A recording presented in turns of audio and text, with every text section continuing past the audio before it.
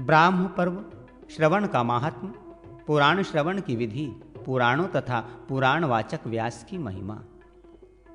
सुमंतु जी ने कहा, राजन, भविष्य पुराण के इस प्रथम ब्राह्म पर्व के सुनने से मानव संपूर्ण पापों से मुक्त हो जाता है तथा सहस्रों अश्वमेघ, वाजपेय एवं राजसूय यज्ञों, सभी तीर्थ यात्राओं, वेदाभ्यास तथा पृथ्वीदान करने का फल प्राप्त कर लेता है। इतिहास पुराण के श्रवण के अतिरिक्त ऐसा कोई साधन नहीं जो संपूर्ण पापों से मुक्त कर सके।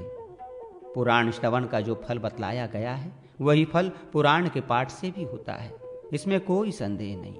शतानिक ने पूछा, भगवान, महाभारत, रामायण एवं पुराणों का श्रवण तथा पठन किस विधान से करना चाहिए?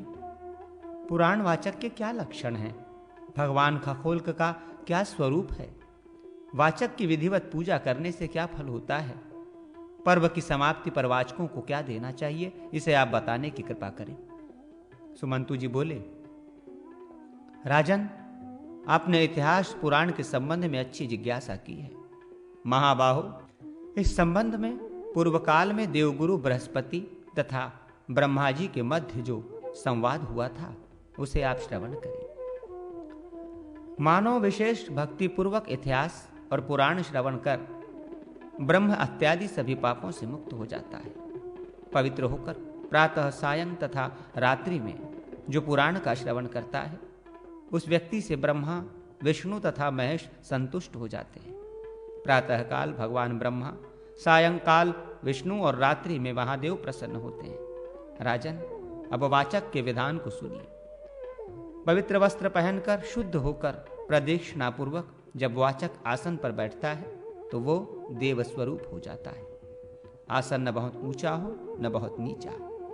वाचक के आसन की सदा वंदना की जानी चाहिए।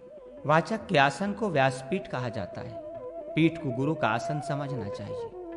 वाचक के आसन पर सुनने वाले को कभी भी नहीं बैठना चाहिए। देवताओं की अर्चना करके विशेष रूप से ब्राह्मण की पूजा करनी चाहिए।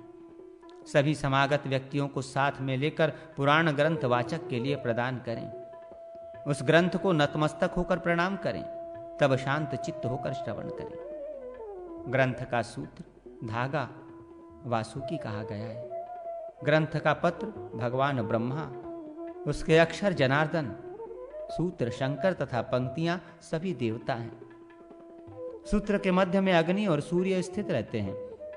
इनके आगे सभी ग्रह तथा दिशाएं अवस्थित रहती हैं। शंकु को मेरु कहा गया है। रिक्त स्थान को आकाश कहा गया है। ग्रंथ के ऊपर तथा नीचे रहने वाले दो काष्ठफलक, धावा, पृथ्वी रूप में सूर्य और चंद्रमा हैं। इस प्रकार संपूर्ण ग्रंथ देवमय है और देवताओं द्वारा पूजित है।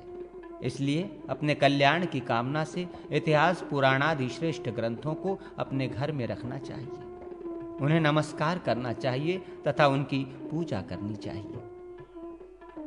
राजन, वाचक ग्रंथ को हाथ में ग्रहण कर ब्रह्मा, व्यास, वाल्मीकि, विष्णु, शिव, सूर्य आदि को भक्ति पूर्वक प्रणाम करके श्रद्धा समन्वित होकर ओजस्वी स्वर में अक्षरों का स्पष्ट उच्चारण करते हुए तथा 7 स्वरों से युक्त यथा समय यथोचित रस एवं भावों को प्रकट करते हुए ग्रंथ का पाठ करें।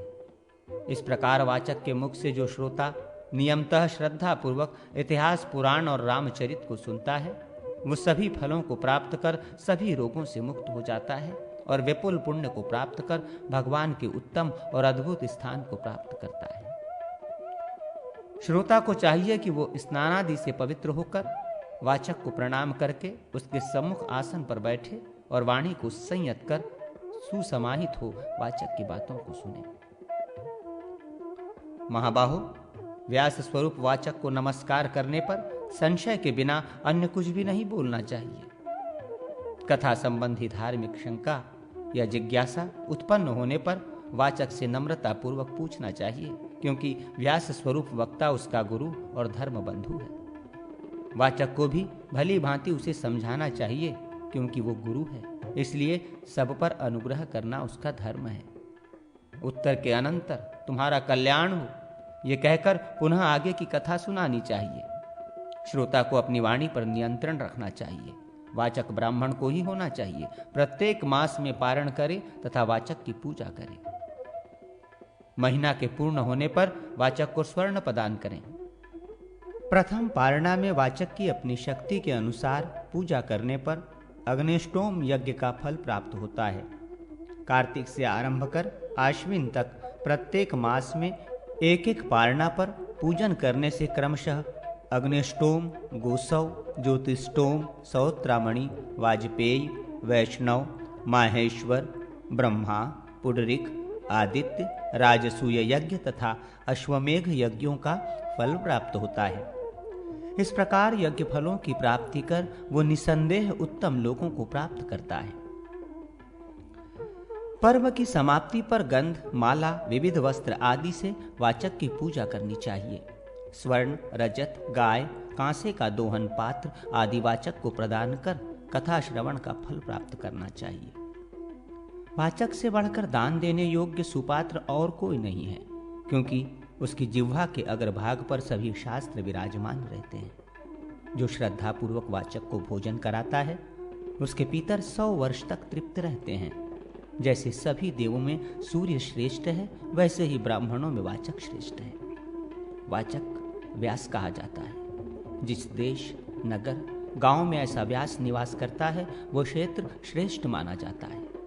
वहां के निवासी धन्य हैं, कृतार्थ हैं, इसमें संदेह नहीं। वाचक को प्रणाम करने से जिस फल की प्राप्ति होती है उस फल की प्राप्ति अन्य कर्मों से नहीं होती।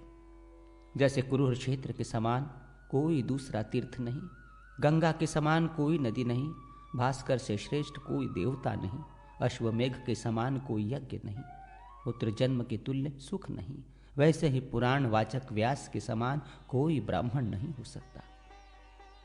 देव कार्य, पितृ कार्य, सभी कर्मों में ये परम पवित्र है। राजन, इस प्रकार मैंने पुराण श्रवण की विधि तथा वाचक के महात्म्य को बतलाया। विधि के अनुसार ही पुराणादि का श्रवण एवं पाठ करना चाहिए।